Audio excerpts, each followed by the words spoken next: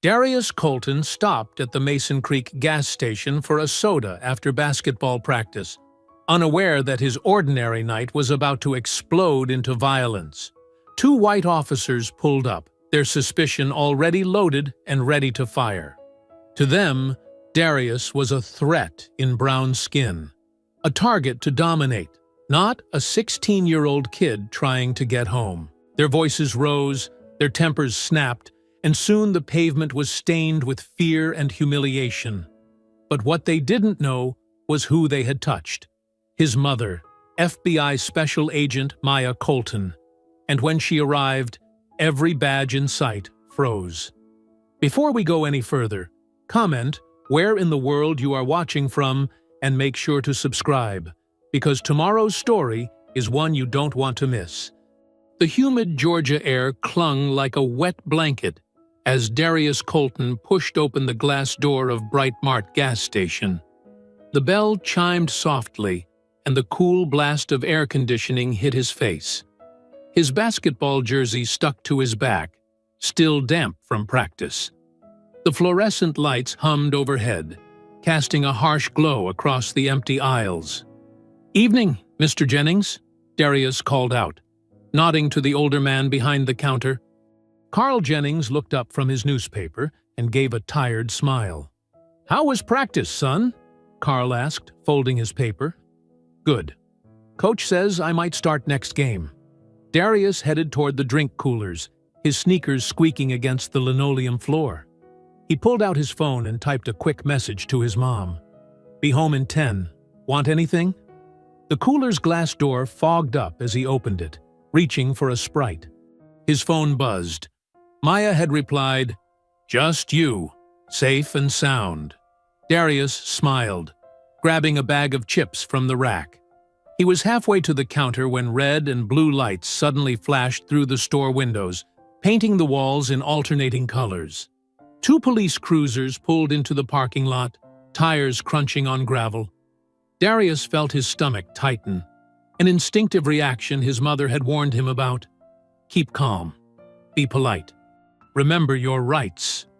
The store's bell chimed again as Deputy Kyle Drennan strutted in, followed by Officer Rourke. Drennan's hand rested on his holster, his face twisted in what looked like anticipation rather than concern. "Got a report of a robbery few blocks over," Drennan announced, his eyes fixing on Darius. "Suspect's a young black male, about 6 feet." His lips curled into a smirk. "Well, what do we have here?" Darius's heart pounded, but he kept his voice steady. "I'm just getting a drink, sir. Coming from basketball practice." "Sure you are, boy." Drennan circled him like a shark. "Empty your pockets." "I haven't done anything wrong," Darius said softly, still clutching his unopened Sprite and chips. "I'm a regular here. Ask Mr. Jennings." Carl shifted behind the counter, clearing his throat. "Officers, the kid's fine. He comes in here all the time after practice." Drennan ignored him. "I said empty your pockets. Now!" Officer Rourke moved to block the door, his face a mask of forced authority hiding obvious nervousness. With trembling hands, Darius placed his items on a nearby shelf and pulled out his pockets. Phone, wallet, basketball keychain. "See? Nothing, sir." "Oh, you think you're smart?" Drennan grabbed Darius's arm. "Outside. Now." "Wait, please!" Darius started, but Drennan was already dragging him toward the door. "Mr. Jennings, call my mom. Please." The night air hit him like a wall as they shoved him outside. Drennan slammed him against the patrol car's hood, pressing his face against the warm metal. "Spread 'em." "I'm not resisting," Darius said, his voice cracking. "Please, I haven't done anything." A small crowd had begun to gather. Angela Ruiz, still in her nursing scrubs from her hospital shift, pulled out her phone and started recording. Her hands shook with anger as she captured every moment. "Stop moving!" Drennan shouted, though Darius was perfectly still. "I'm not." Darius's words were cut off by a sudden punch to his kidneys. His knees buckled. "He's resisting," Rourke called out, though his voice wavered with uncertainty. What happened next was a blur of pain and fear. Darius felt the bite of the taser, electricity coursing through his body. He screamed as they threw him to the ground, his face scraping against the rough concrete. Blood trickled from his nose, mixing with tears. "Mama," he whimpered. "Somebody call my mama." Drennan's knee pressed into his back as handcuffs bit into his wrists. "Shut up, boy." "Crying for your mama now?" Angela's voice rang out from the gathering crowd. "This is wrong. He's just a kid." "Back up," Rourke warned the onlookers. "This is police business." Carl Jennings stood in the doorway of his store, his face pale, hands gripping the doorframe. He wanted to speak up, to do more, but decades of ingrained caution held him back. Still, he couldn't tear his eyes away from the scene unfolding in his parking lot. They yanked Darius to his feet, blood dripping from his split lip. His basketball jersey was torn, smeared with dirt and blood. As they shoved him into the back of the patrol car, he caught a glimpse of Angela still filming, her face a mixture of fury and determination. The patrol car's engine roared to life. Through the window, Darius could see Carl Jennings shaking his head slowly. The old man's words were barely audible as the car pulled away. They just made the biggest mistake of their damn lives. Angela Ruiz looked down at her phone, the red recording light still blinking. Her finger hovered over the upload button, knowing this video could change everything. In the distance, police sirens faded into the humid Georgia night, carrying away a boy whose only crime had been stopping for a soda after practice. Maya's pen scratched across paperwork in her quiet Atlanta apartment, the only sound besides the hum of her laptop. Case files spread across her desk documented months of undercover work tracking corruption in local police departments. Her coffee had gone cold hours ago, forgotten in the rush to document every detail perfectly. Her phone buzzed again, the fifth time in 20 minutes. She'd been ignoring it, determined to finish her report. But this time, the constant vibration made her glance over. 12 missed calls, 23 text messages. A shared video link titled "Police Brutality in Mason Creek" topped her notifications. Something cold settled in her stomach. Mason Creek, where Darius was. Her fingers trembled slightly as she clicked the link. The video loaded, grainy at first, then crystal clear. Her coffee mug slipped from her hand, shattering on the hardwood floor. There on her screen was Darius, her baby, being slammed against a police car. "No," she whispered, watching in horror as officers threw him to the ground. "No! No! No!" Every cry from Darius felt like a physical blow. Every laugh from the officers made her blood boil hotter. When they tasered him, Maya's hand flew to her mouth, stifling a scream of rage. Her son's blood on concrete, his torn jersey, his terrified voice calling for her. Maya was moving before the video finished. She grabbed her gun from the safe, checking it with mechanical precision despite her shaking hands. Badge, keys, phone. Her mind raced through protocols and procedures, even as maternal fury threatened to overwhelm her. The elevator was too slow. She took the stairs 3 at a time, bursting into the parking garage. Her black FBI-issued SUV chirped as she unlocked it. The engine roared to life, and she peeled out of the garage, lights flashing. 2 hours. 2 hours to reach Mason Creek.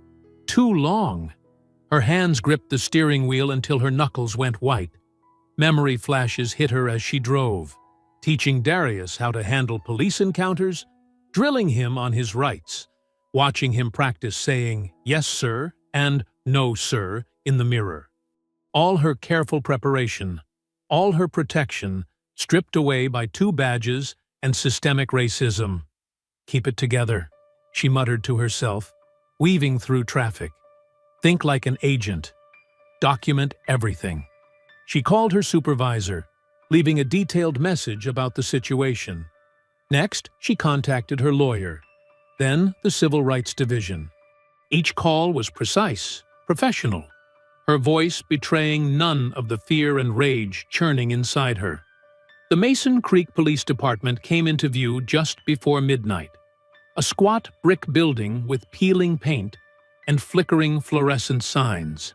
Maya parked directly in front of the entrance, leaving her emergency lights flashing. Inside, the front desk officer barely glanced up. "Can I help you?" "I'm here for Darius Colton." Maya's voice was steel wrapped in silk. "You have my son in custody." The officer sighed, bored. "Visiting hours are over. Come back tomorrow to post bail." "I'm not here to visit." Maya's FBI badge slapped onto the desk. "I'm here to take my son home. Now."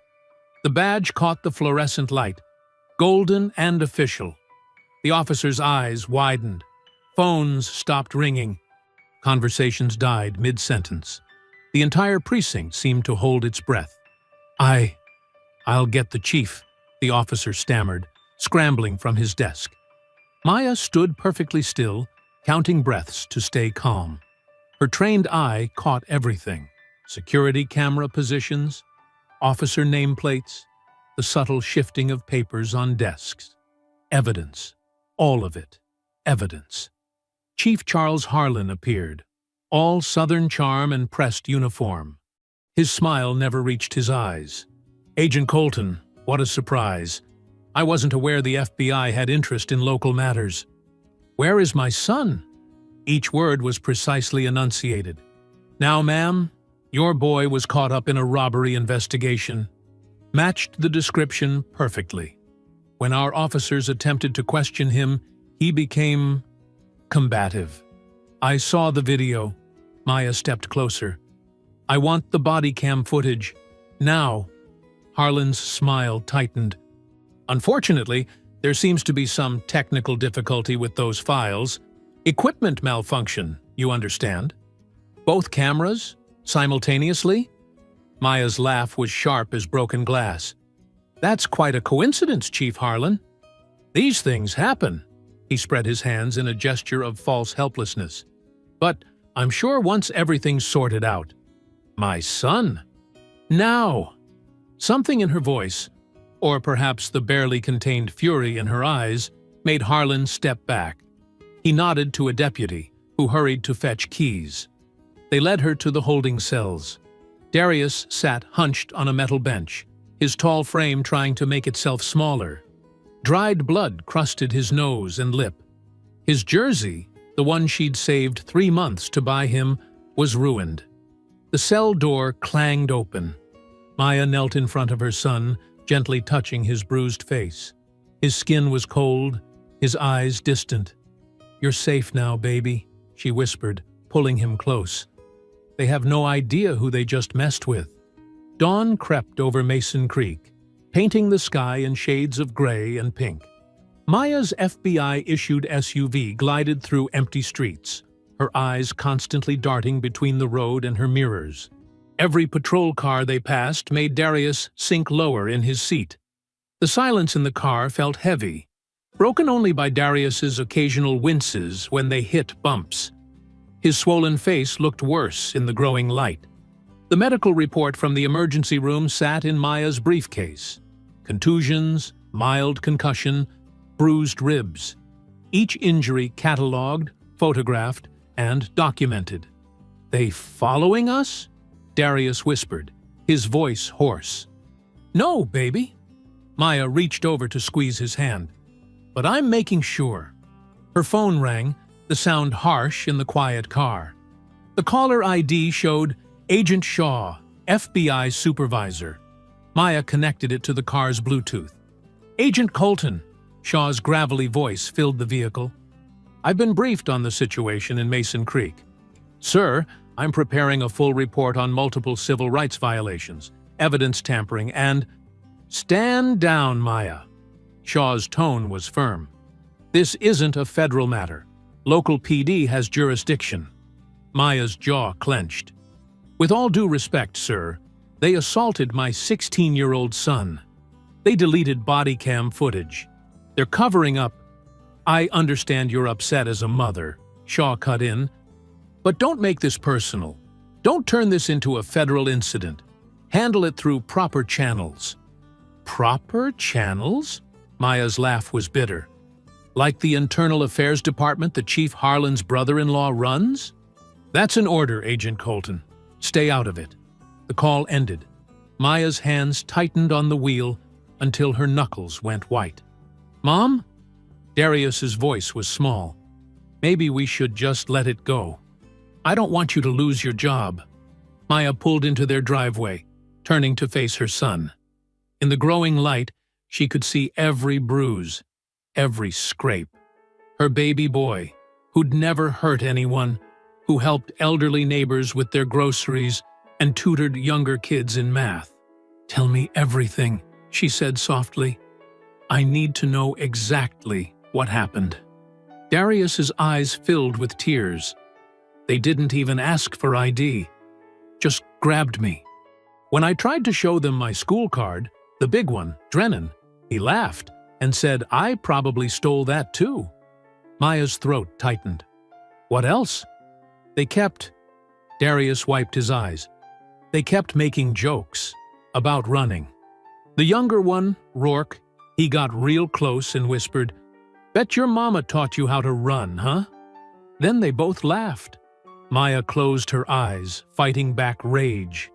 Did they read you your rights? No. They just kept... His voice broke. They kept hitting me, even after I was cuffed. Said they'd plant something in my pockets if I didn't confess. A knock on the car window made them both jump. Mrs. Lang, their elderly neighbor, stood there in her morning robe, tablet in hand. Maya got out, positioning herself protectively between Mrs. Lang and Darius. But the old woman's face was creased with concern. I saw what they did to your boy, Mrs. Lang said, holding out her tablet. Angela Ruiz, the girl who filmed it? She's my granddaughter. She sent me the original video before she posted it. I made copies. Maya took the tablet, pressing play. The footage was clearer than the viral version she'd seen. You could hear the officers' racist comments clearly. See their deliberate brutality. Watch them high-five after throwing Darius in the car. It's everywhere, Mrs. Lang continued. Twitter, Facebook, all over the news. People are using some hashtag, Justice for Darius. As if on cue, a news van turned onto their street, followed by another. And another. Get inside, Maya told Darius, gathering their things. Mrs. Lang, thank you. Would you be willing to make a formal statement? The older woman nodded firmly. Those boys in badges need to learn they can't treat people this way. Not anymore. Inside, Maya helped Darius settle on the couch while reporters gathered outside. Their phones kept buzzing with messages and notifications. The hashtag John Justice for Darius was trending nationwide. Maya sat at her desk, connecting Mrs. Lang's tablet to her laptop. She played the video again. And again. Each viewing stoked her fury, but also her determination. She noticed details she'd missed before. Badge numbers, name tags, the reflection of a dash cam that supposedly wasn't working. Darius had fallen asleep on the couch, pain medication finally taking effect. Maya watched him breathe, saw how even in sleep he held himself carefully to avoid pressure on his ribs. She turned back to the video, freeze-framing Officer Rourke's smirking face as he whispered his taunt about running. If they want to play dirty, she murmured, pulling out her case files and notebook, I'll show them what real investigation looks like. Her fingers flew across the keyboard, accessing databases she'd built during years of civil rights investigations. Patterns emerged, similar incidents buried in reports, officers transferred between departments, evidence that consistently went missing, a system designed to protect its own. The afternoon sun blazed through Maya's home office window as she sorted through files and made calls. The TV droned in the background until a familiar name caught her attention. Breaking news from the Mason Creek Police Department regarding last night's arrest of local teenager Darius Colton. Maya's head snapped up. On screen, Chief Harlan stood at a podium, his silver hair gleaming under the lights, his expression grave but controlled.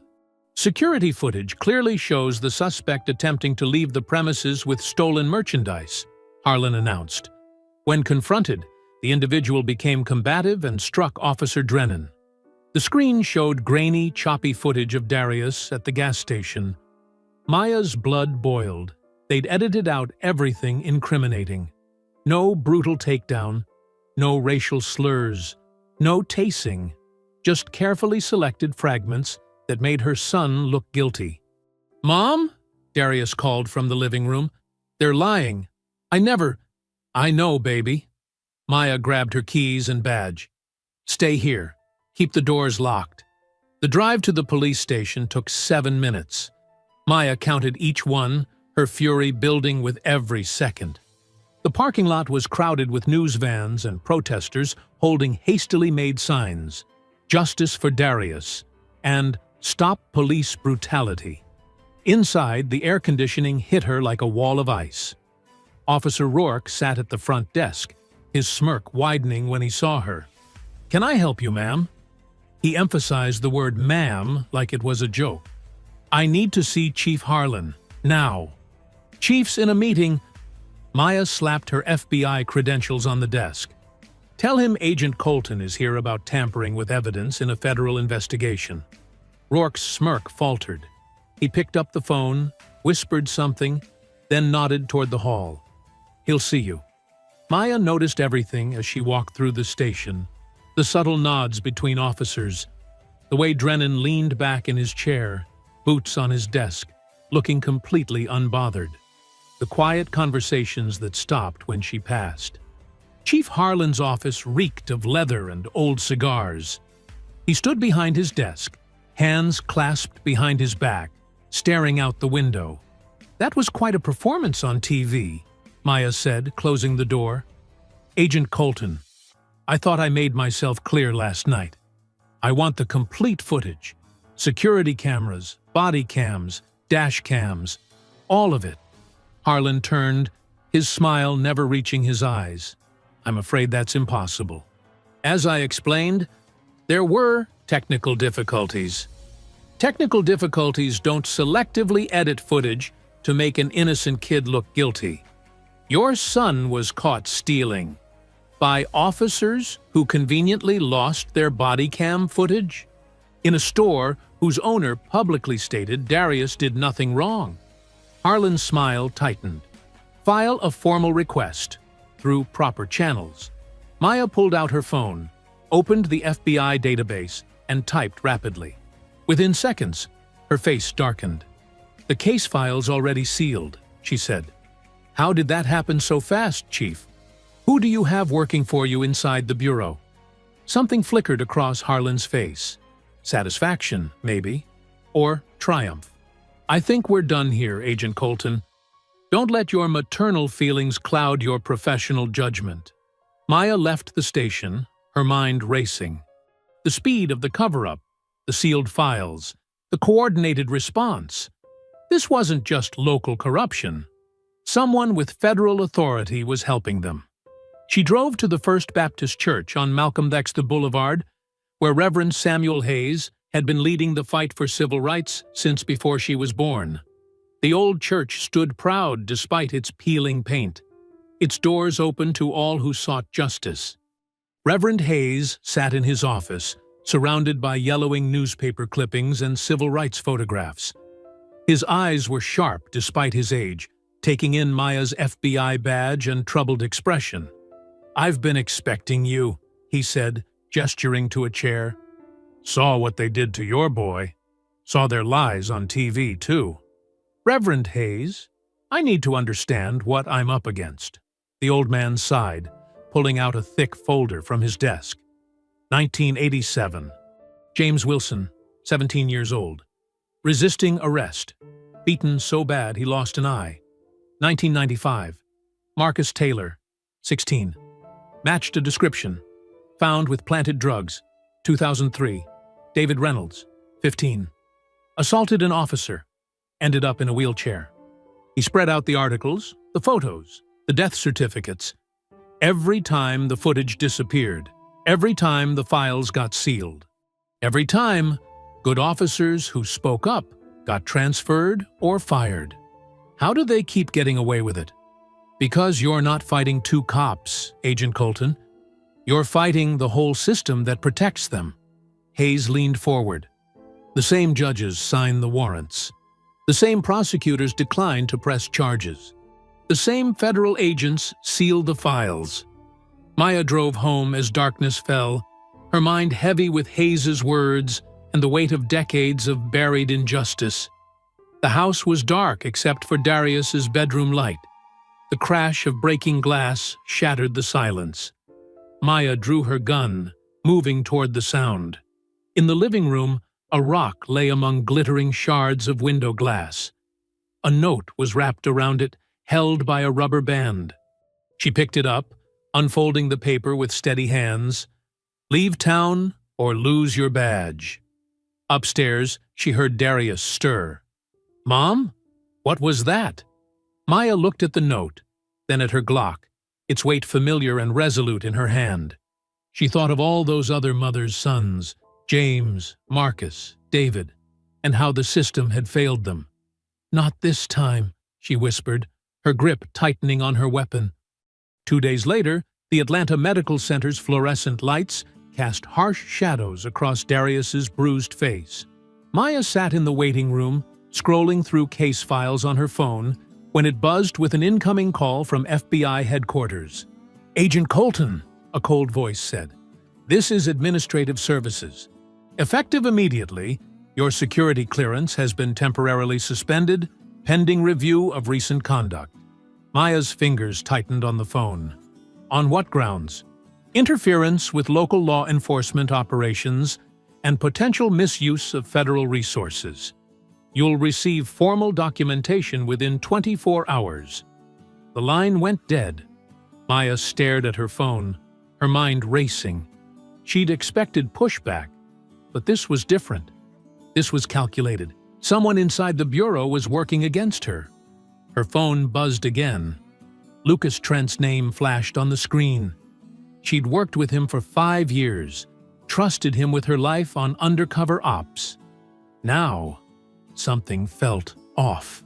Maya, Lucas's voice was too casual, too controlled.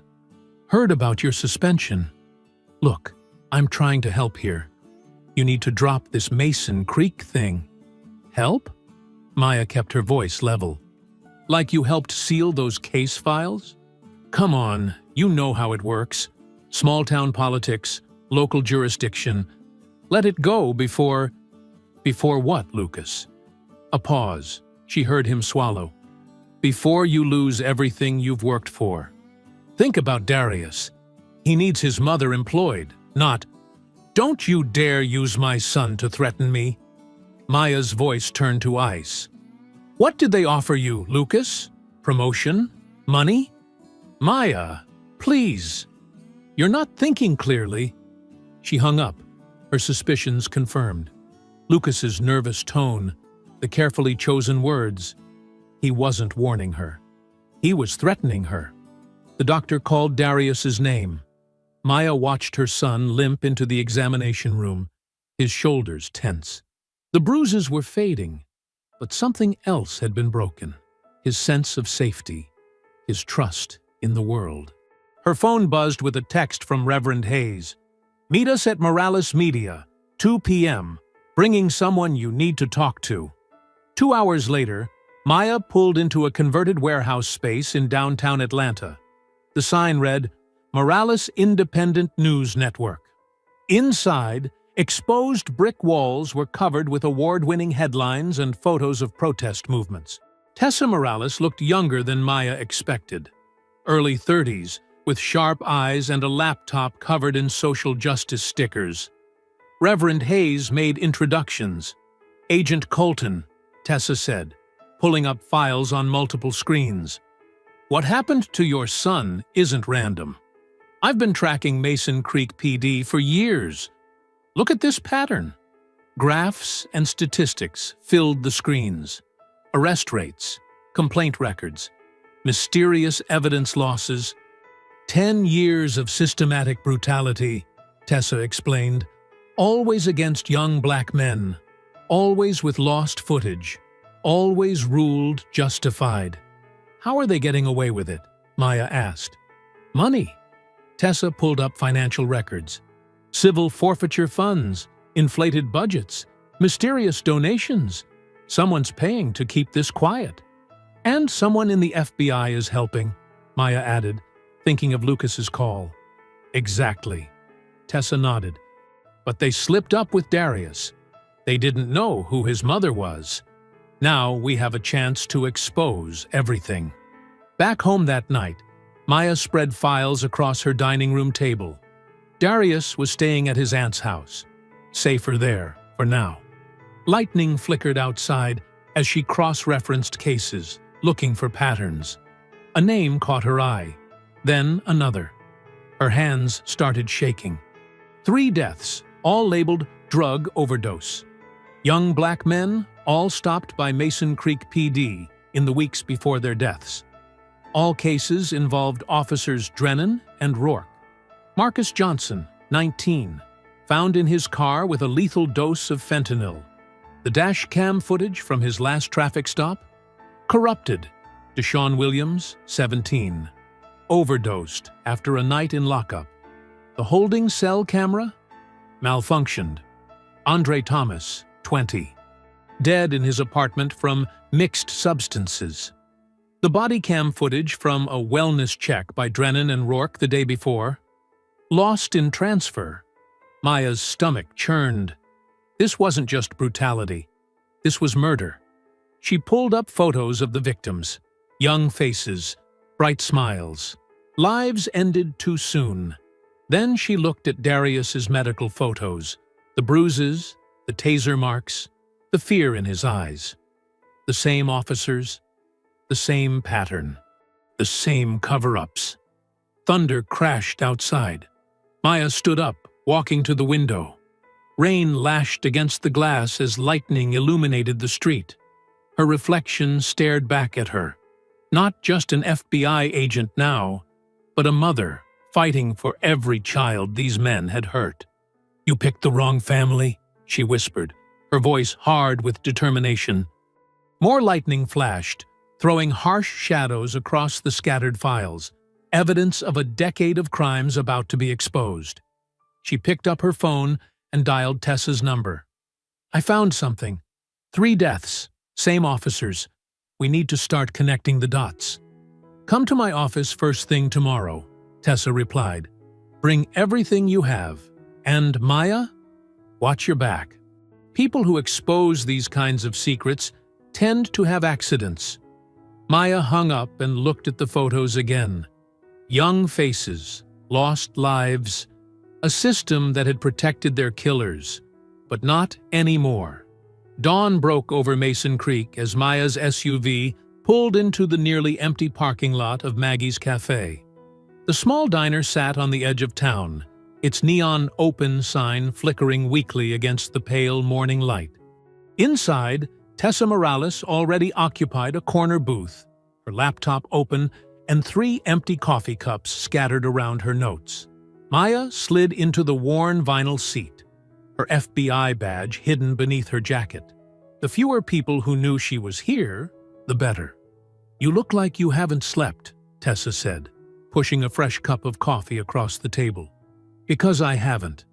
Maya took a long sip. "Every time I close my eyes, I see those dead boys' faces.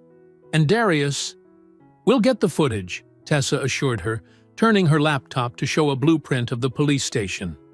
"My contact says there's a backup system that automatically uploads security feeds to the town's central server. The police seized Carl Jennings's hardware, but they missed something." Maya leaned forward. "How sure is your source? He's been the IT guy for 10 years. Hates what he's seen, but was too scared to talk. Until now." Tessa pulled up an email. Says there's a copy in evidence locker B7. Old storage room they rarely use anymore. The bell above the cafe door chimed. Both women tensed, but it was just an elderly couple shuffling in for breakfast. First, Maya said, we need to talk to Carl Jennings. Get his statement on record before they pressure him to change it. The Bright Mart gas station looked different in daylight, smaller, sadder. Carl Jennings stood behind the counter, his weathered face tight with anxiety, as Maya and Tessa approached. We're closed for inventory, he called out automatically. Mr. Jennings, Maya said softly, we need to talk about what happened to my son. The old man's hands trembled as he arranged candy bars that were already perfectly aligned. I already told the police everything. No, Tessa corrected, setting up her small camera. You told them what they wanted to hear. Now we need the truth. Carl's shoulders slumped. He looked at the spot where Darius had been thrown down, then at Maya. Your boy didn't do anything wrong. I've known him since he was little. Always polite. Always pays. But those officers... His voice cracked. Maya waited, letting the silence draw out his courage. They came in looking for trouble. I heard them laugh when they spotted him, called him names I won't repeat. When they started roughing him up, I tried to tell them he was a regular customer, but Carl wiped his eyes. They said if I didn't shut up, they'd find reasons to shut me down. Tessa's camera recorded as Carl described everything. The unprovoked attack, the slurs, how they'd laughed while beating Darius. Then they came back, he continued, took every hard drive, every backup. Said if I had copies anywhere else, they'd make sure I lost my license. But I've been here 30 years. This is all I have. Maya placed her card on the counter. When this breaks open, you'll need protection. Call me anytime.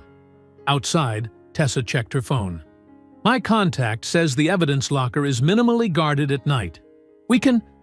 Agent Colton? They turned. A young patrol officer stood by their car, looking nervous. Chief Harlan requests your presence at the station. Says it's about your son's case. Maya exchanged glances with Tessa. A distraction? Or a trap?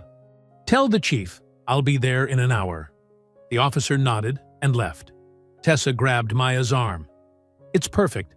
They'll be focused on you while I check the locker. That evening, Maya sat in Harlan's office, listening to him drone about procedure and proper channels. Her phone buzzed silently. A text from Tessa. In position. Your son's case is complex, Harlan was saying. Multiple witnesses report aggressive behavior. You mean the witnesses you haven't let me interview? Maya interrupted. Or the ones whose statements disappeared like the body cam footage. Another buzz. Found B7. Going in. Harlan leaned forward, his fake smile slipping. Agent Colton, you're emotionally compromised. Perhaps if you took some time. Third buzz. Smoke. Fire alarm going off.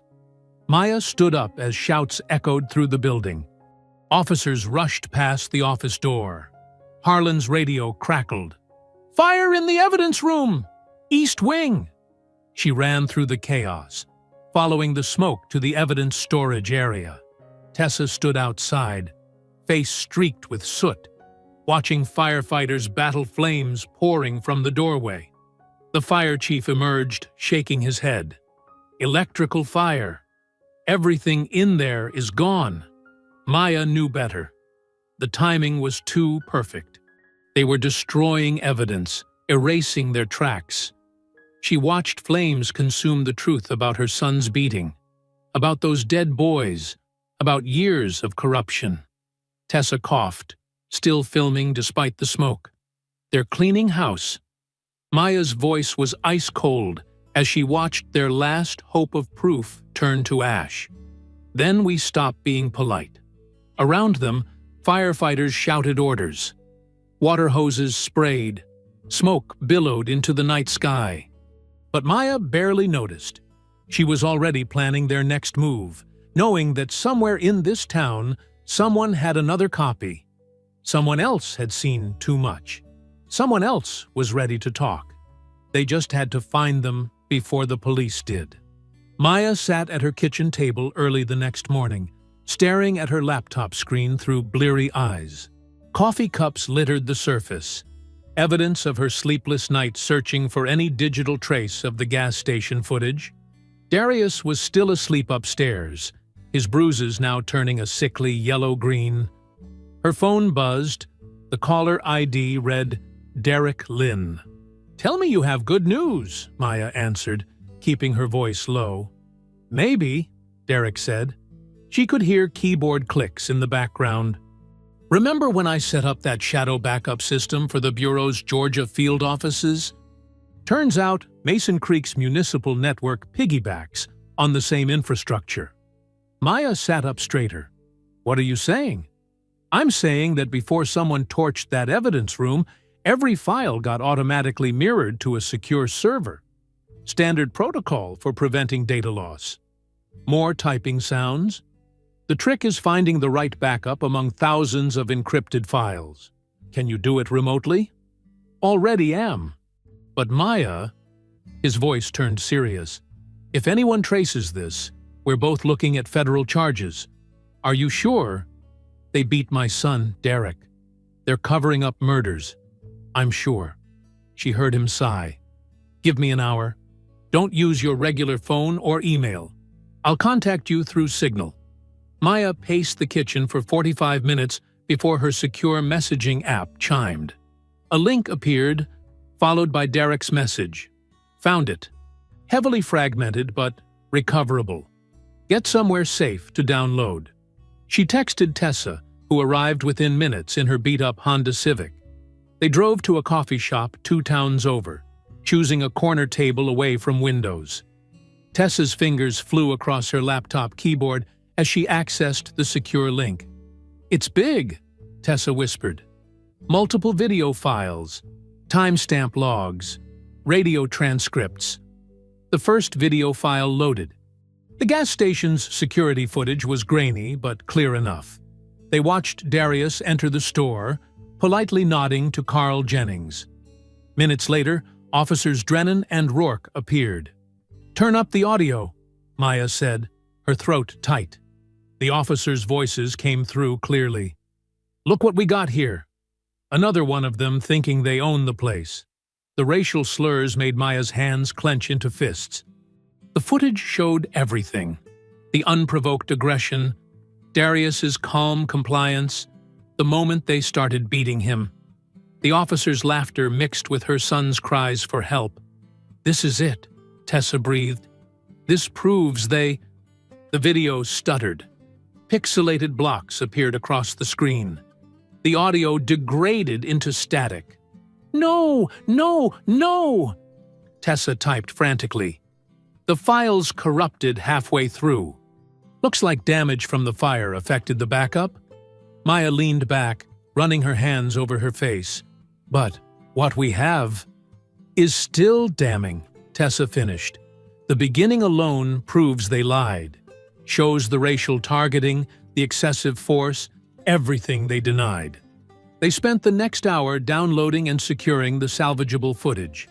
As they walked back to Tessa's car, Maya noticed 2 unmarked Crown Victorias crawling past, standard police surveillance vehicles. "Get in," she ordered, pushing Tessa toward the passenger seat. Maya took the wheel, keeping her movements casual as she pulled out of the parking lot. The unmarked cars followed at a distance. She drove in a wide circle, taking random turns until she was sure they were being tailed. She headed toward Tessa's apartment building, but parked a block away. "They're watching your place," Maya said quietly. "You need to leave town. This is about to get ugly." Tessa squared her shoulders. "No, Tessa, you're fighting for Darius. I get that. But I'm fighting for Marcus Thompson, killed in custody last year. For Jamal Wilson, who resisted arrest until he couldn't breathe.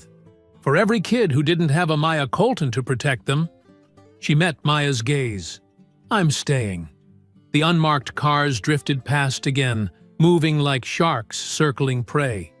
"Then we do this smart," Maya said. "Upload the video, but through proxies. Anonymous account. Let it spread naturally. Make it harder to trace." They worked from Tessa's laptop, routing the upload through multiple servers. The video file was titled simply, "The Truth About Mason Creek Police." "Ready?" Tessa asked, her finger hovering over the enter key. Maya thought of Darius's bruises, of Carl Jennings's fear, of 3 dead young men who never got justice. "Do it." The upload bar filled slowly. Complete. Posted. For 5 minutes, nothing happened. Then 10 shares. Then 100. Comments flooded in. Local news stations picked it up. Then national outlets.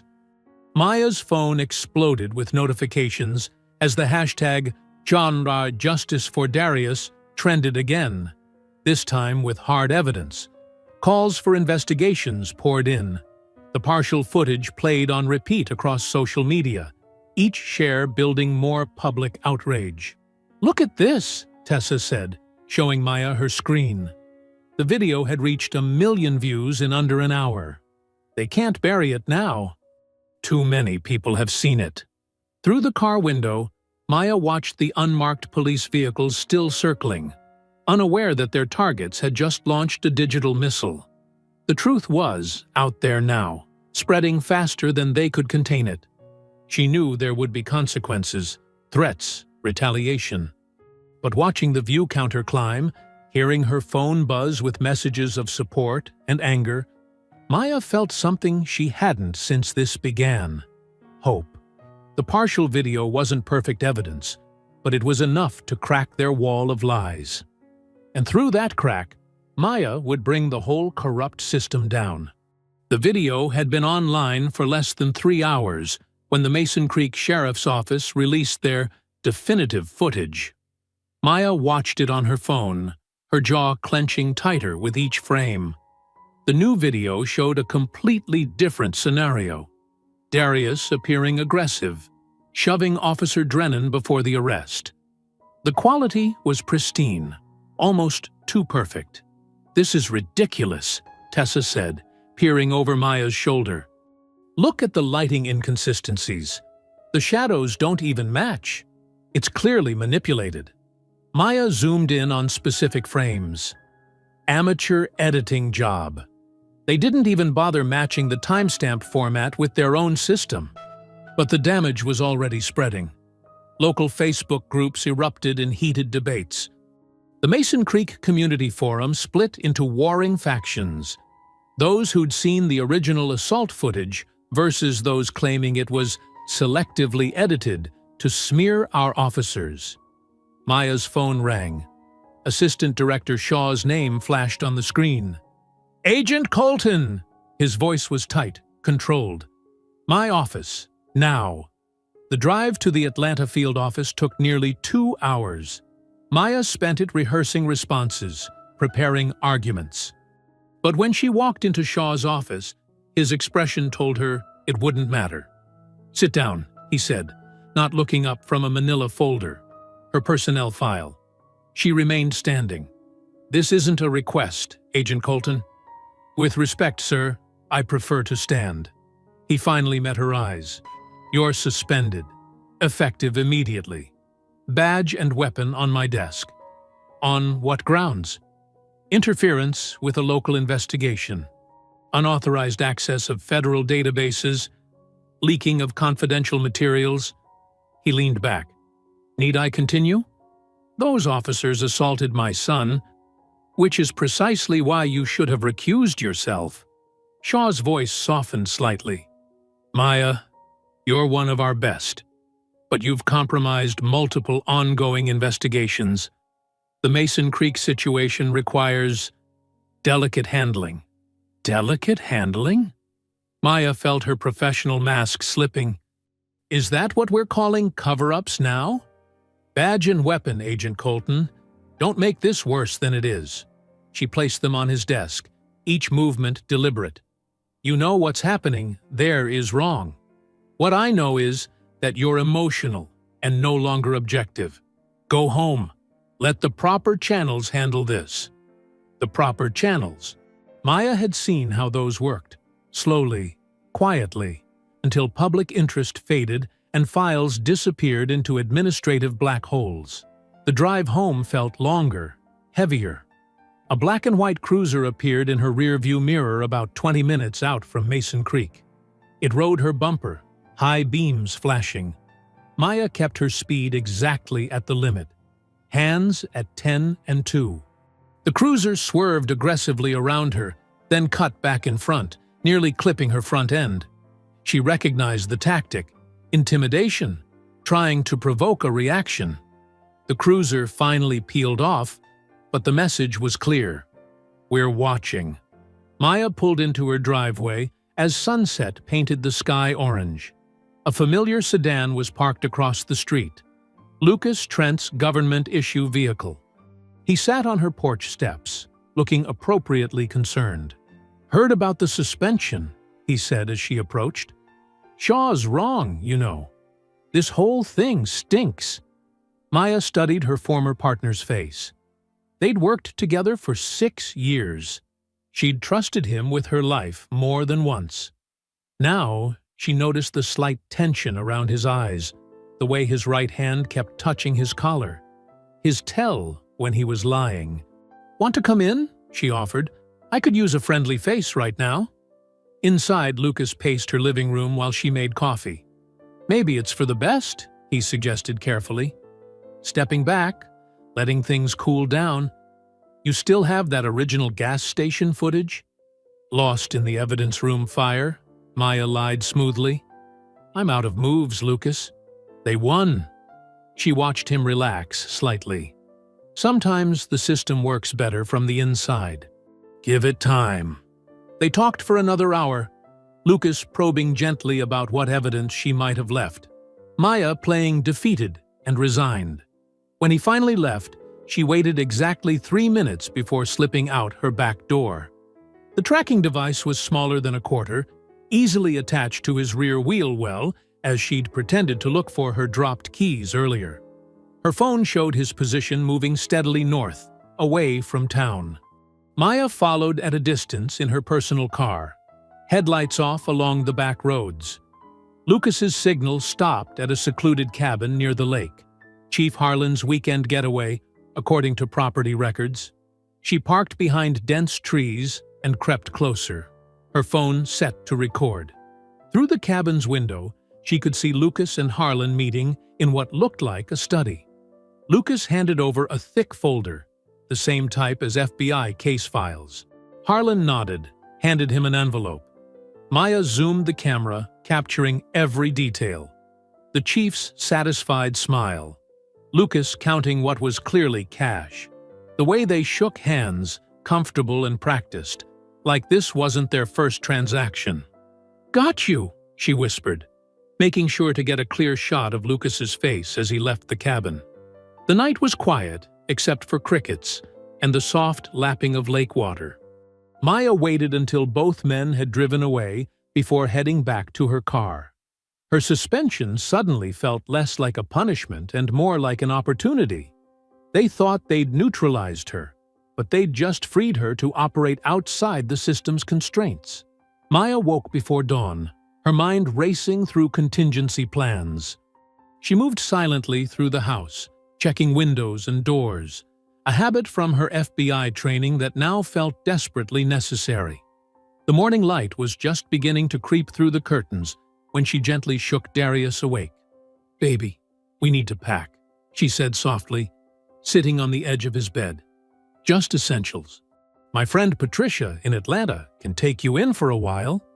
Darius rubbed his eyes, the bruises on his face still visible in the dim light. "Mom, I don't want to leave you here alone. I'm not the one they're trying to break." Maya squeezed his hand. "Pack your basketball gear too."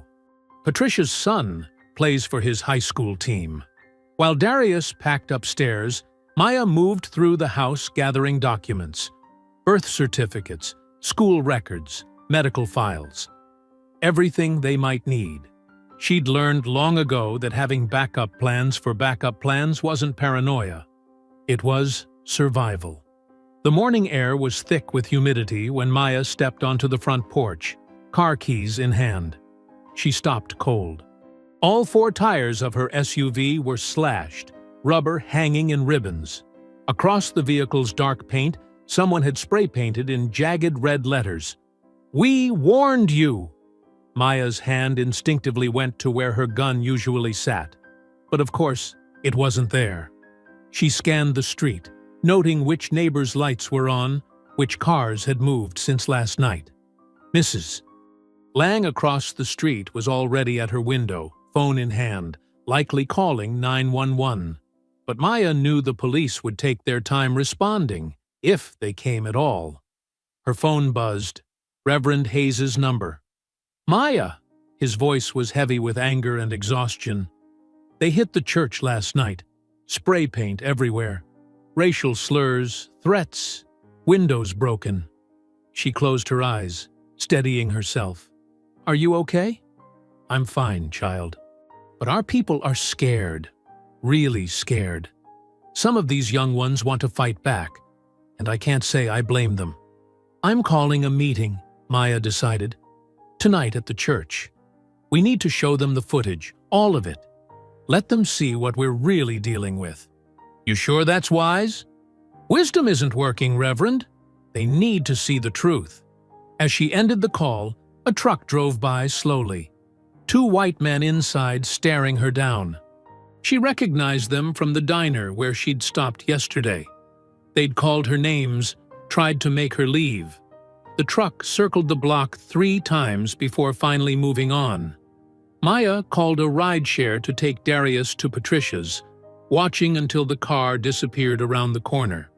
Then she walked the 8 blocks to the church, cataloging every hostile stare, every whispered comment. Outside the corner store, an elderly white woman actually crossed herself, as if Maya were the devil incarnate. The church's walls were covered in hateful words, but inside, it still felt like sanctuary. Reverend Hayes had already started cleaning, his weathered hands scrubbing at the paint.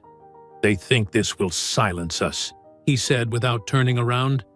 "Like we haven't seen worse. Like we haven't survived worse." Throughout the day, people began gathering. Word spread through whispered conversations and encrypted text messages. By evening, the church pews were packed, not just with the black community, but with white allies too. Carl Jennings from the gas station sat near the front, his face set in grim determination. Maya stood at the pulpit, her laptop connected to the church's projector. "What you're about to see is hard," she warned. "But it's the truth. And truth is the only weapon we have left." The footage played. The clear, unedited security video showing Darius's assault. Every brutal second, every racial slur, every moment of casual cruelty. The sound of her son crying out for her echoed off the church walls. Someone in the back began to sob. When the lights came up, the silence was deafening. Then, Mrs. Lang stood up, tears streaming down her face. "My grandson is Darius's age," she said. "Could have been him. Could be any of our children." The crowd erupted, voices raised in anger, in pain, in determination. Maya watched as people who'd been neighbors for decades finally spoke honestly about their fears, their experiences with the police. Reverend Hayes moved through the crowd, channeling their rage into purpose, helping organize protest schedules and safety protocols. Later that night, Maya sat in her car outside the Brightmart gas station, staring at the spot where they'd hurt her son. The security lights cast strange shadows on the concrete where Darius's blood had been. She could almost hear the echo of his screams, see the ghost of his body being slammed against the ground. "You're not just getting justice, Darius," she whispered to the empty lot. "We're changing this whole damn town." The gas station's lights flickered, casting alternating patterns of light and shadow across the pavement. Maya remained there, watching, remembering. Every detail of that night was seared into her memory, not just from the videos she'd seen, but from the pain in Darius's voice when he'd finally told her everything. The way the officers had laughed, the feeling of helplessness as he'd called out for her. A police cruiser rolled past slowly, spotlight sweeping across her car. Maya didn't flinch. Let them watch. Let them worry. They thought they were sending her messages with their vandalism and threats. But she had a message for them, too.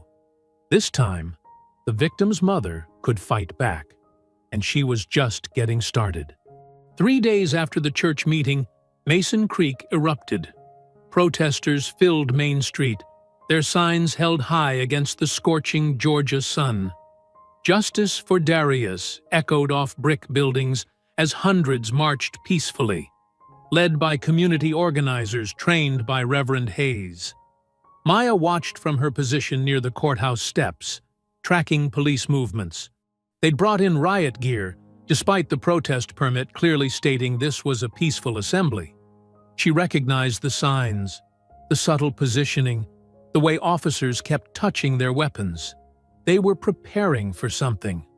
Her phone buzzed. Derek's name flashed on the screen. "Maya, we've got a problem." His voice crackled with static and urgency. "The cloud backup. It's gone. Someone got through my security protocols.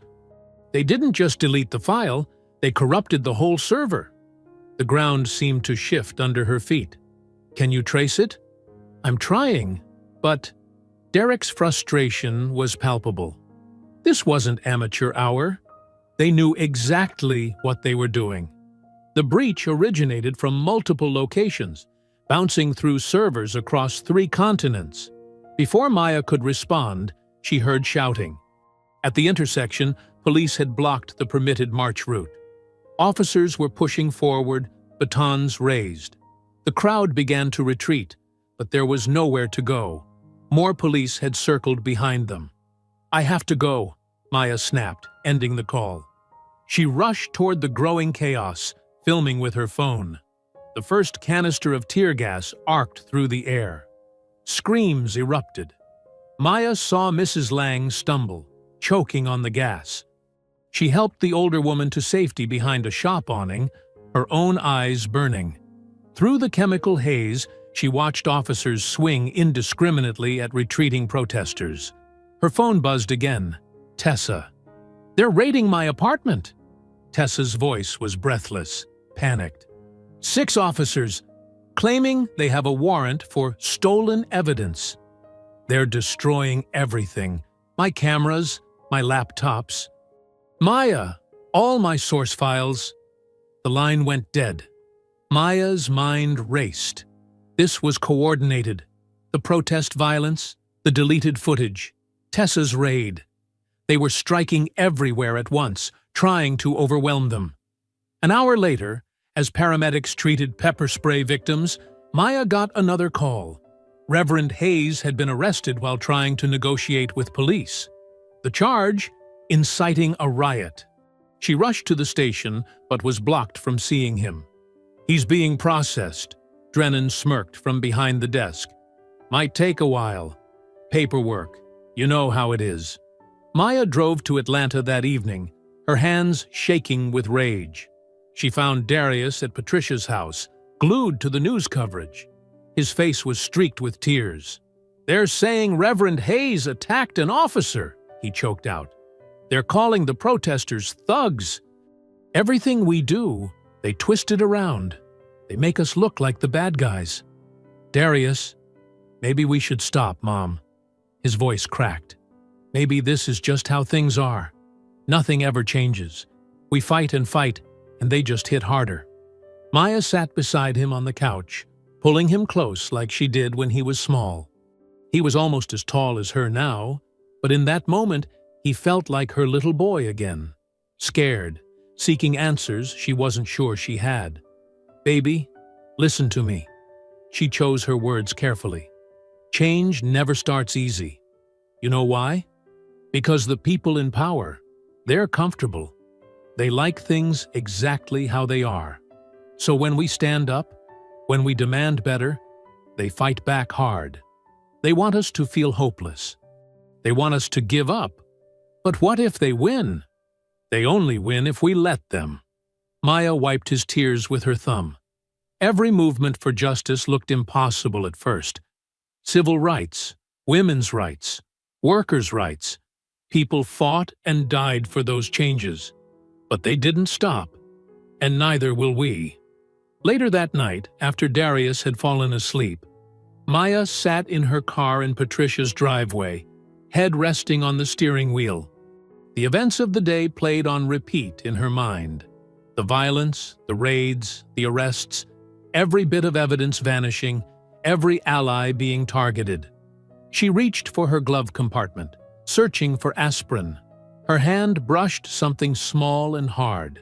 Frowning, she pulled out a USB drive she didn't recognize. A note was taped to it in Derek's precise handwriting.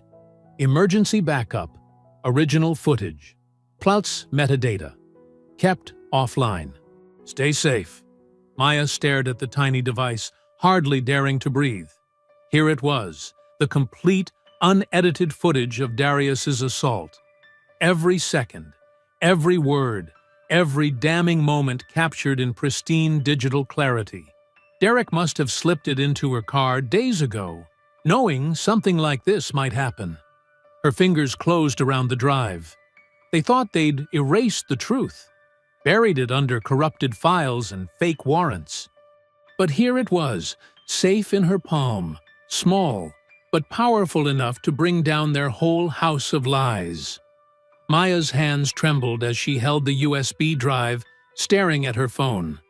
It was 2 a.m., but she knew Tessa would be awake. The journalist answered on the first ring. "They didn't get everything," Tessa said immediately, her voice hoarse. "I backed up most of my files to—" "We're going live tonight," Maya cut in. The silence on the other end lasted only a second. "The church basement," Tessa said. "Reverend Hayes gave me a key before they took him. It's already set up as a media center for the protests. 1 hour. Bring whatever equipment survived." The streets of Mason Creek were deserted as Maya drove through town. A few police cruisers prowled the shadows, but they didn't spot her car. She'd borrowed Patricia's old Honda instead of using her own vehicle. The church's dark shape loomed against the star-filled sky, its windows black except for a faint glow from the basement. Tessa met her at the side door, looking exhausted but alert. Her right eye was swollen, a souvenir from the raid. "They didn't find my backup laptop or the mobile hotspot," she whispered, leading Maya down creaking wooden stairs. "We can stream from here. Signal's not great, but it'll work." The basement had been transformed into a makeshift command center. Folding tables held computers and monitors. Protest signs leaned against walls covered with maps, marking police checkpoints and safe routes. The air smelled of coffee and determination. "How many viewers do you usually get?" Maya asked, plugging in the USB drive. "For breaking news? A few thousand." Tessa's fingers flew across the keyboard. "But that partial footage we released hit 500,000 views before they took it down. Word's been spreading underground. People are waiting for the full story." Maya pulled up a chair, adjusting the webcam. Her reflection stared back.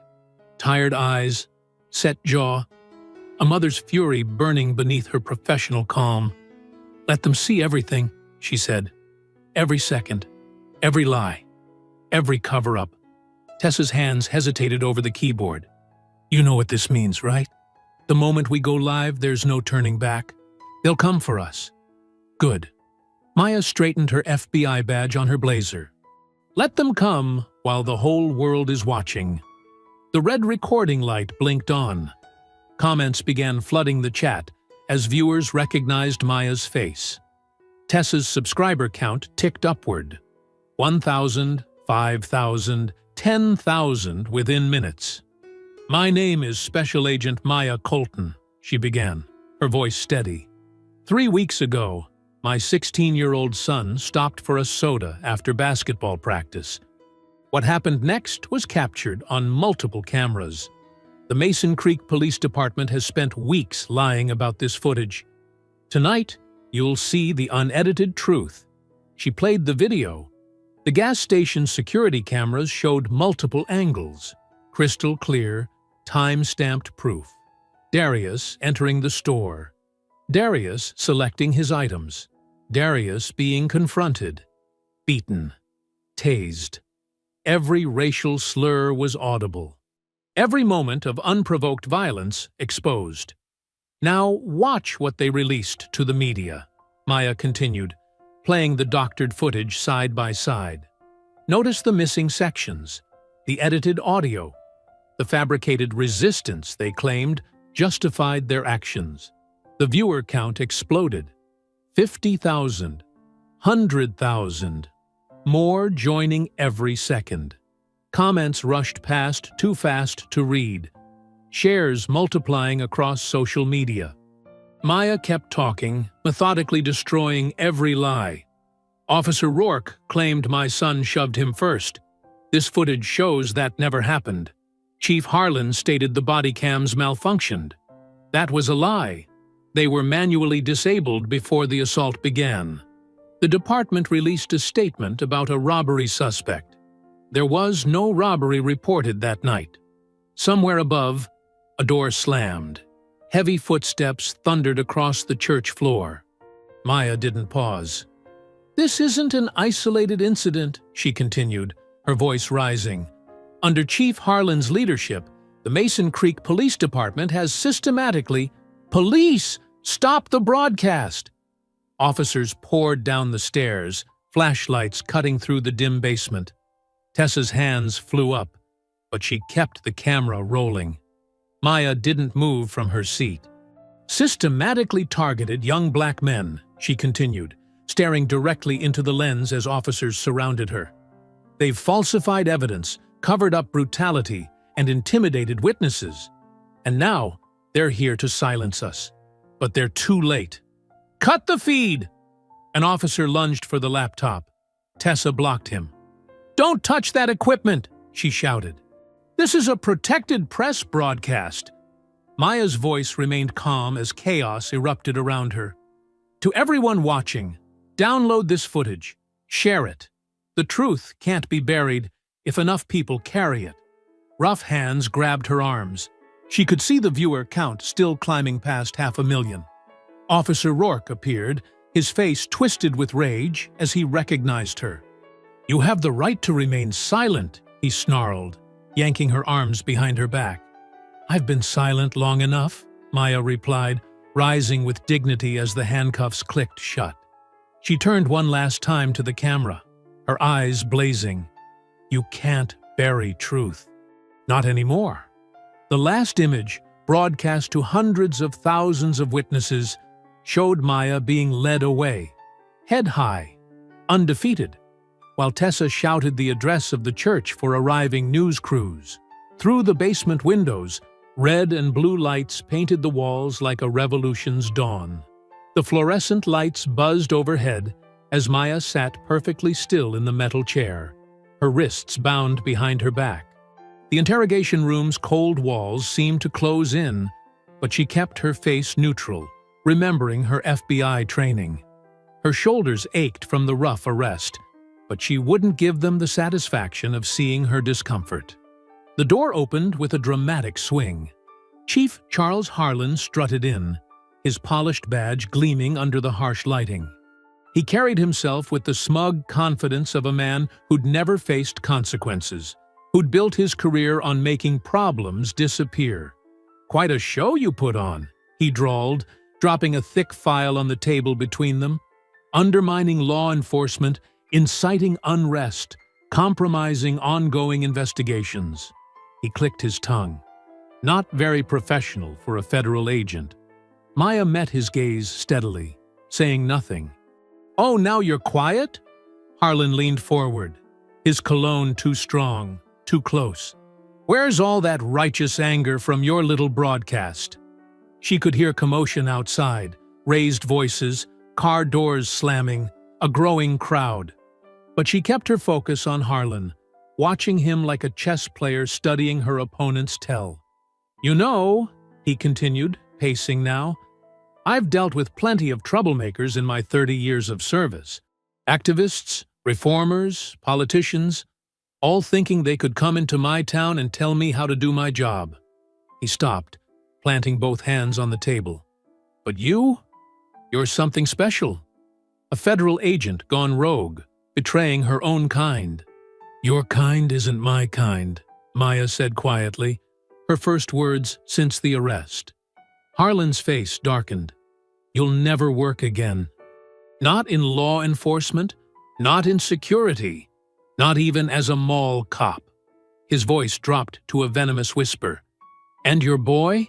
That disrespectful son of yours? He's gonna learn what happens when you pick fights with the wrong people." Before he could continue, the station's front doors burst open, the sound echoing down the hallway. Heavy boots thundered on linoleum. Maya recognized the cadence of federal agents' footsteps, the crisp authority in their voices.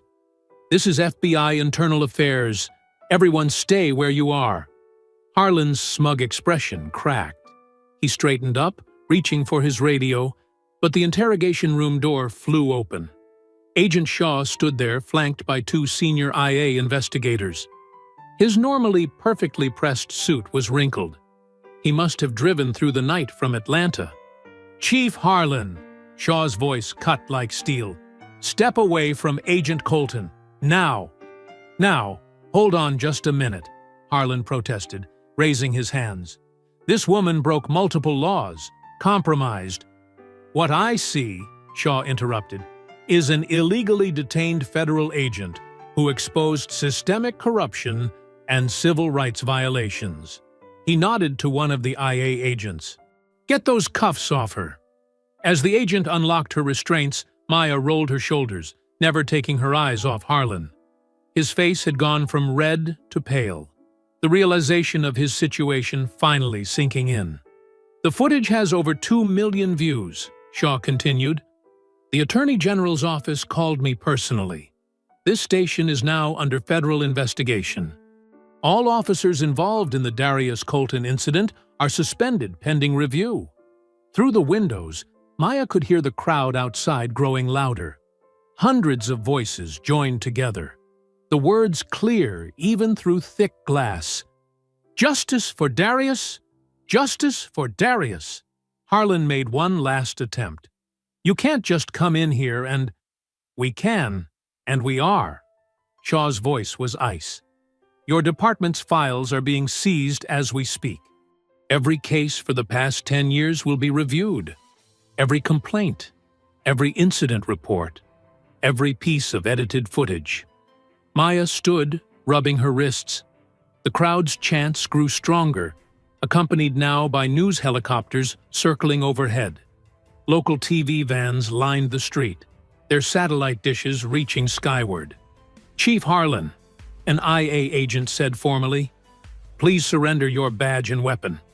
You're being placed on administrative leave, pending investigation into civil rights violations, evidence tampering, and conspiracy charges."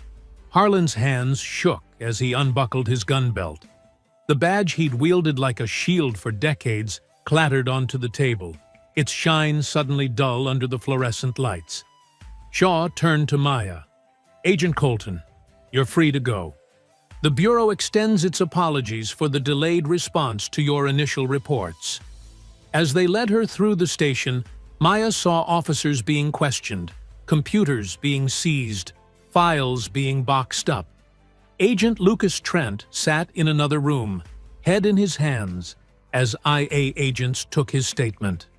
The station's front doors opened to a sea of humanity. The morning sun painted the crowd in golden light. Hundreds of faces from every background imaginable. Black and white, young and old, families with children on their shoulders holding handmade signs. College students linked arms with elderly church ladies. The protesters' signs told stories of other victims, other injustices finally being dragged into the light.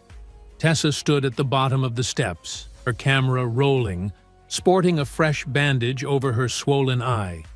Reverend Hayes had been released, his collar wrinkled but his spirit unbroken, as he led the crowd in a civil rights hymn. Maya paused at the top of the steps, taking in the scene. This wasn't just about Darius anymore. This was about every mother's son, every victim of unchecked power, every silence finally broken. "It's just starting," she whispered, her words nearly lost in the roar of justice awakening. Maya followed Agent Shaw through the chaos of the police station, where federal agents in dark jackets methodically moved from office to office. The sound of filing cabinets being pried open and computers being disconnected filled the air.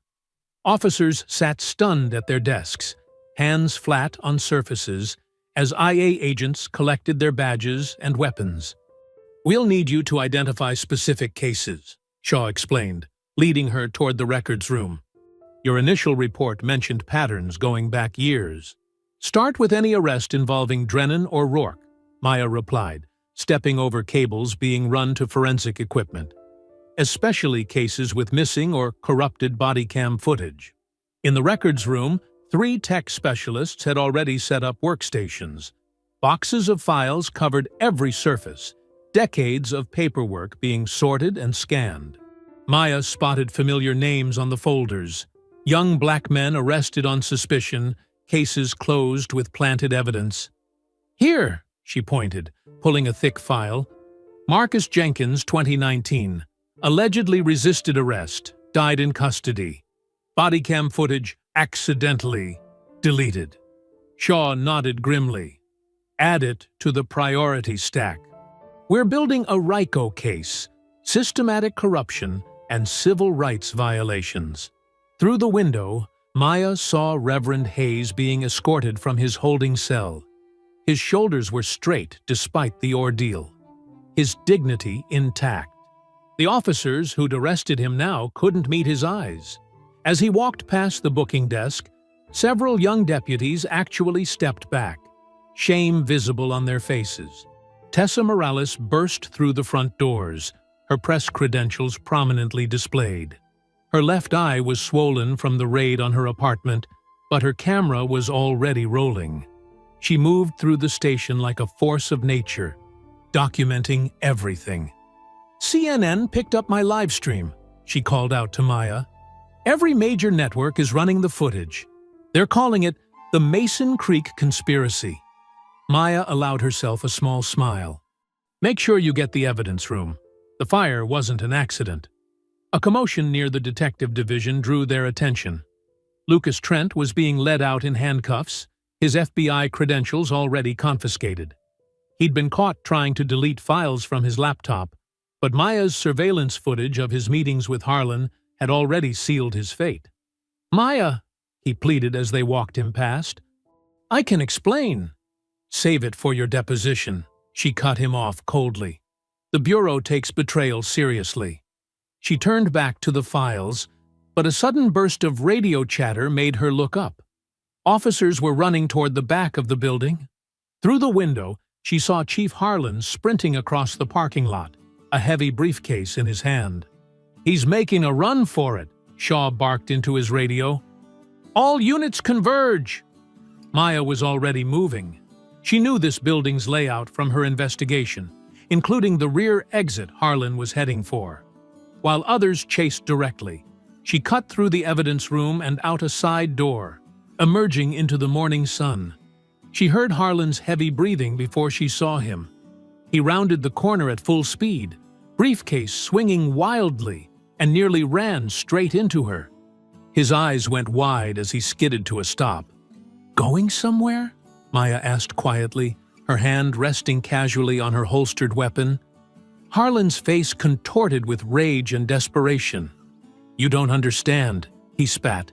"This town needed me. I kept order. These people trusted you to protect them," Maya cut him off. "Instead, you built a system of fear and corruption.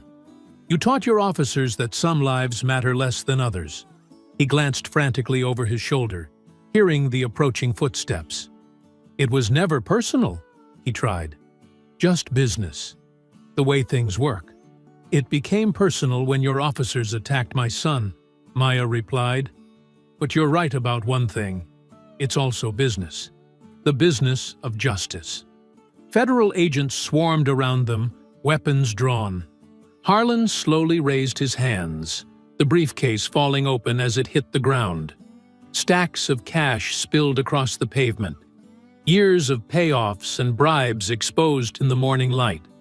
They led him back through his own station in handcuffs. Maya followed as they took him to his office one last time to collect his personal items.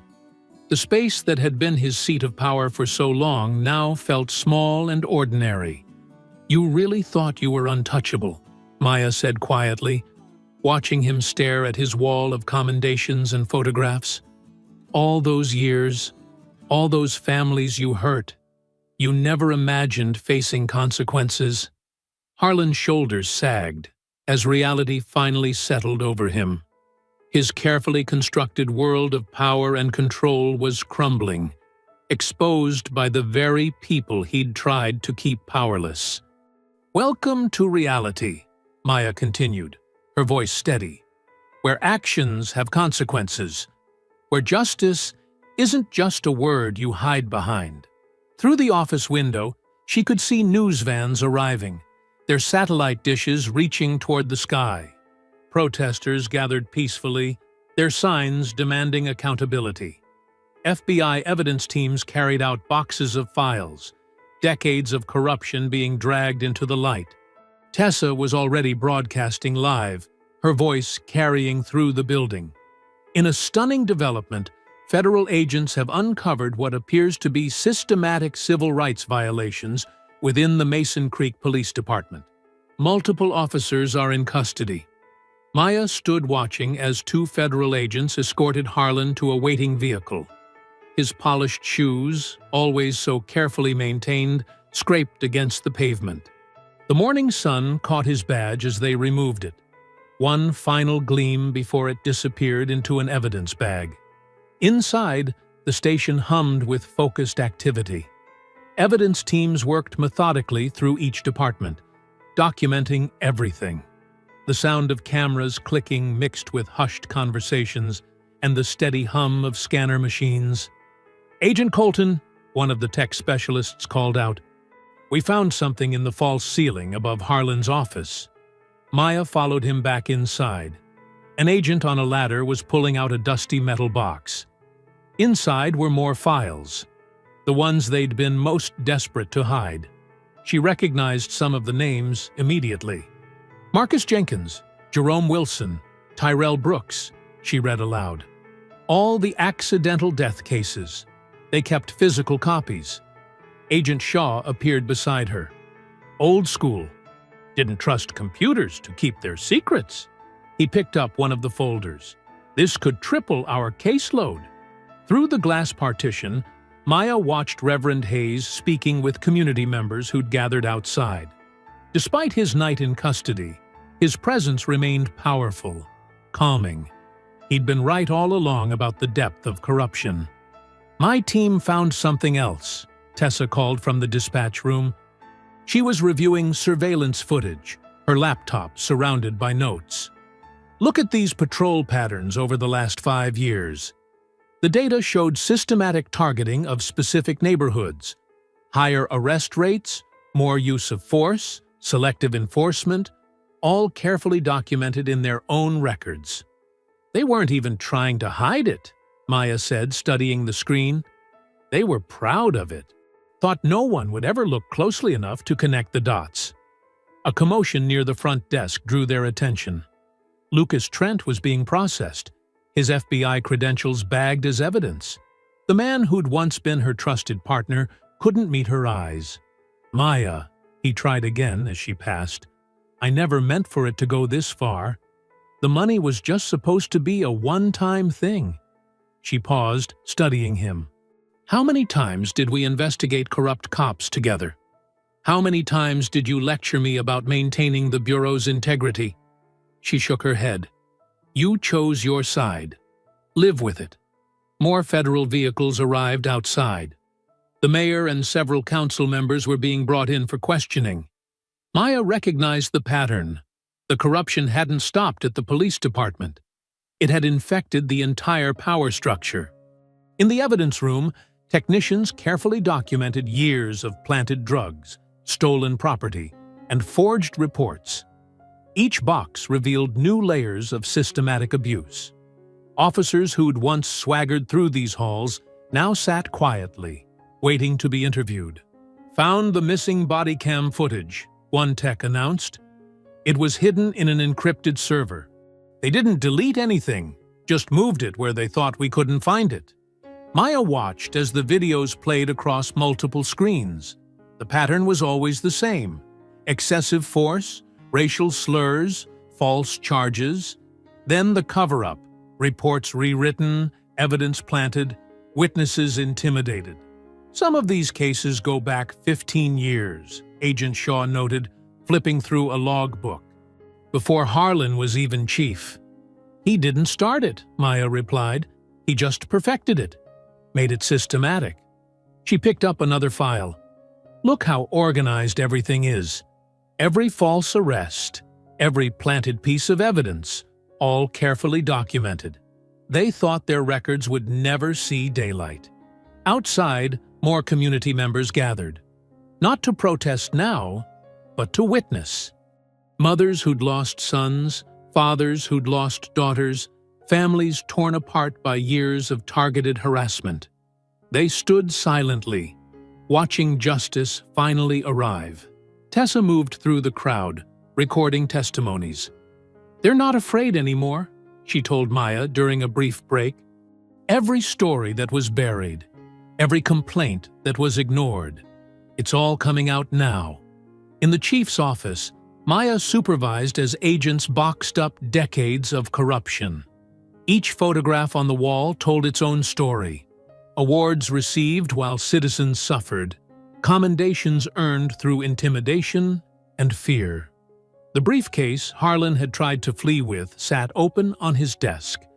Besides the cash, it contained lists of payoffs, dates of evidence tampering, names of officers who could be trusted to follow orders. His entire corrupt empire, documented in his own handwriting. "He actually kept records," Shaw remarked, examining the documents. "Detailed ones." "Men like Harlan always do," Maya replied. "They convince themselves they're running a legitimate operation. They need the paperwork to prove it, even if it's only to themselves." Through the window, she watched as more officers were led out in handcuffs. Not just the ones who'd attacked Darius, but all the ones who'd enabled the system, who'd looked the other way, who'd chosen silence over justice. The unspoken code of blue silence lay shattered. In its place, the sound of truth echoing through halls that had contained lies for far too long. The station that had once been a symbol of oppression was being cleansed, its secrets exposed to the light. As federal agents continued their methodical sweep, Maya picked up a framed photo from Harlan's desk. Him shaking hands with the governor, both men smiling broadly. The image of power and respectability he'd worked so hard to maintain. Now it would hang in a courtroom as evidence of just how far the corruption reached. 3 months after the federal raid, Maya Colton stood at a podium beneath the autumn sun. Behind her, the freshly painted community center gleamed white against the Georgia sky. The old municipal building had been transformed, its stark institutional lines softened by murals of children playing, dreams soaring, and justice prevailing. Hundreds of faces looked back at her, familiar now after months of struggle and triumph. Mrs. Lang sat in the front row, the neighbor who'd first shown Maya the viral video. Next to her, Carl Jennings from the gas station, his weathered face proud. Tessa Morales stood to the side, still taking notes even now, her camera hanging ready. "When my son was attacked that night," Maya began, her voice carrying across the hushed crowd, "they thought they were dealing with just another frightened family, just another victim they could silence." She paused, letting the weight of memory settle. They didn't expect us to fight back. They didn't expect you, all of you, to stand with us." The audience stirred, remembering those dark days. The protests, the threats, the late-night meetings in Reverend Hayes's church basement. The slow, steady dismantling of decades of corruption. "This center," Maya continued, gesturing to the building behind her, "represents more than just a new name. It represents every voice they tried to silence, every truth they tried to bury, every family that refused to accept injustice as normal." Darius sat on stage behind his mother, tall and straight-backed in his basketball letterman jacket. The bruises had long since faded, but something in his eyes had changed. Not hardened, but deepened. He'd learned too early what it meant to fight for dignity.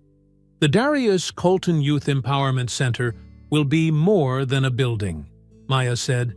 It will be a promise. A promise that what happened here won't be forgotten. A promise that the next generation won't have to live in fear of those sworn to protect them.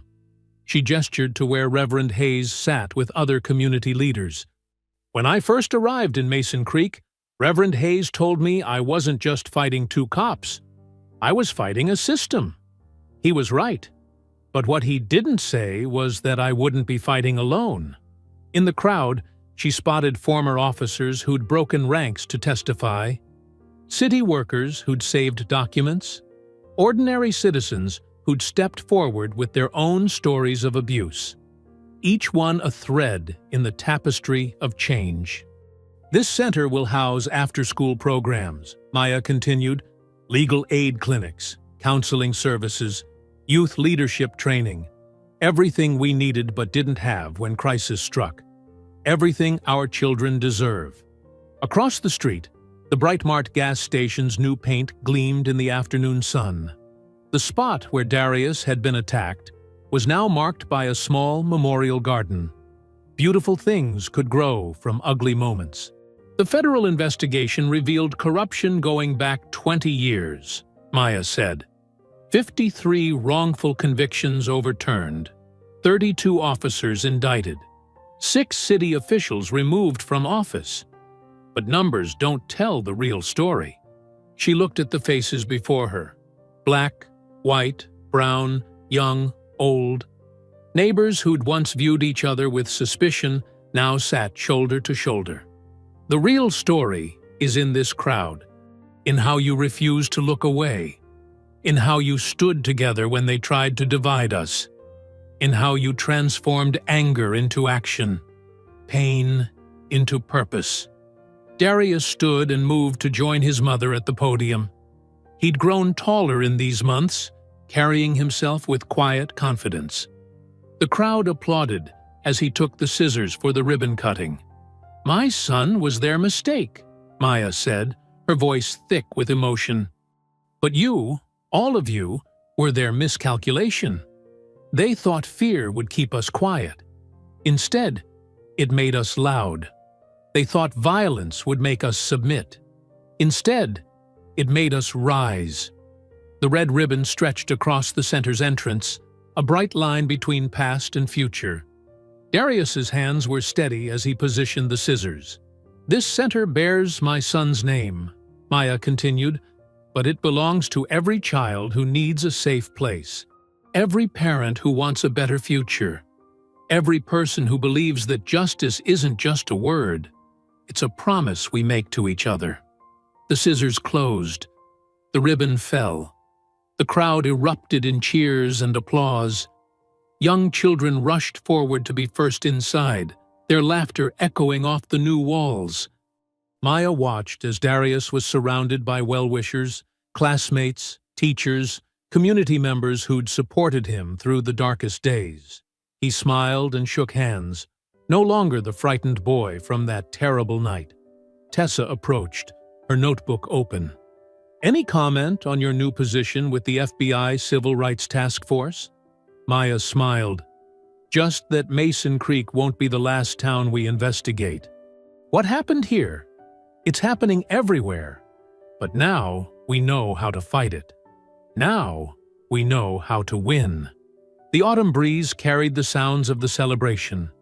Music from local bands, children playing on new equipment, conversations between neighbors who'd become allies in the struggle for justice. Across the street, Carl Jennings stood in his gas station doorway, watching. He caught Maya's eye and nodded slowly, a gesture of respect between two people who'd chosen truth over comfort, right over easy. The sun began its descent, painting the sky in shades of purple and gold. Inside the center, voices echoed with hope and possibility. Children's laughter rang out, the sound of freedom, of safety reclaimed. I hope you enjoyed that story. Please share it with your friends and subscribe so that you do not miss out on the next one. In the meantime, I have handpicked 2 stories for you that I think you will enjoy. Have a great day!